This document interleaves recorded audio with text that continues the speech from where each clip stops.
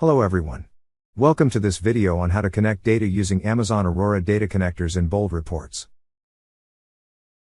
You will see how to connect and retrieve data from a data source using Amazon Aurora data connector, and how to integrate the retrieved data into a table report item. First, let's create a new report. Create a new report, and name it Amazon Aurora Data Report. You can see how to create your first report in another video. I have provided a link to it in this video's description. Now let's create a data source, using an Amazon Aurora data connector. Click the data icon in the configuration panel.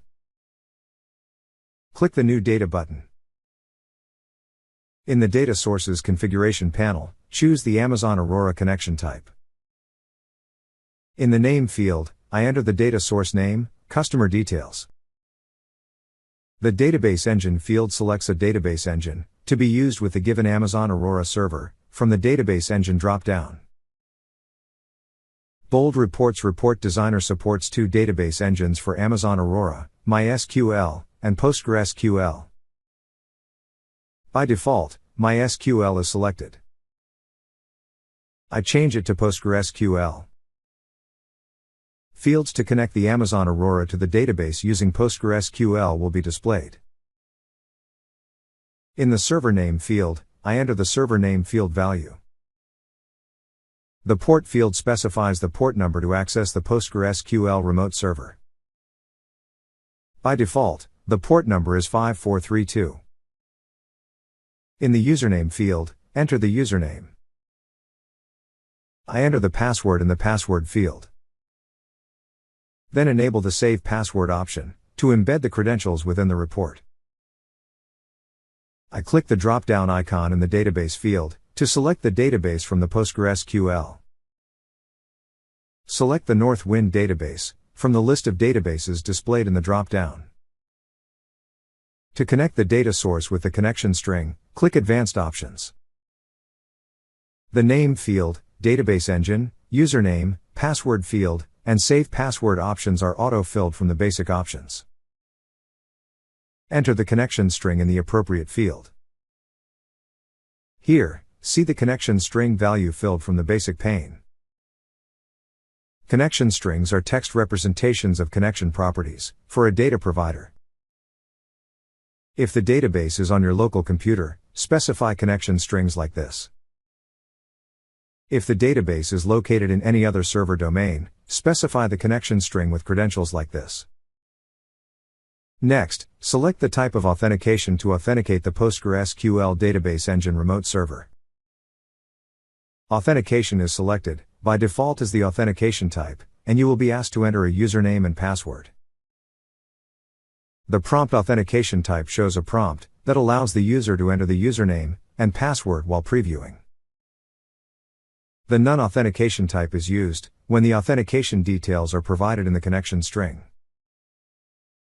Now, let me connect to the database and create a dataset. In the Basic Option pane, click the Connect button. The Query Designer page will open.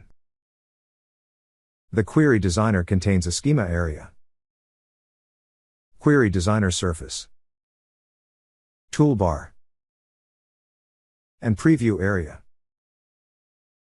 The Query Designer surface is where queries are set up. It contains both graphical and text-based modes to create SQL queries easily. I changed the name field value to Customer Dataset. For this demo, I'm going to add a customer table. I expand the public from the schema area, and then expand the tables. I drag the customers from the schema area to the Query Designer, and click Generate Preview. The preview of the customer table is displayed. Click the Finish button, and the data set will be created. Expand the data set to see the fields present in it. Now, I'll add a table report item and assign values to it. Drag the table from the item panel to the design area, and add the necessary columns. I assign a value to the header row.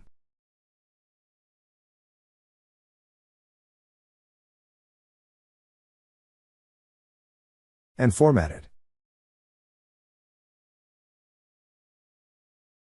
Then assign values to the data row. And format them. When I click the Preview button in the top panel, you will see the values retrieved from the database and displayed in the table. In this video, I have shown you how to create a data source using the Amazon Aurora data connector, and how to add the retrieved data to a table report item in Bold Reports.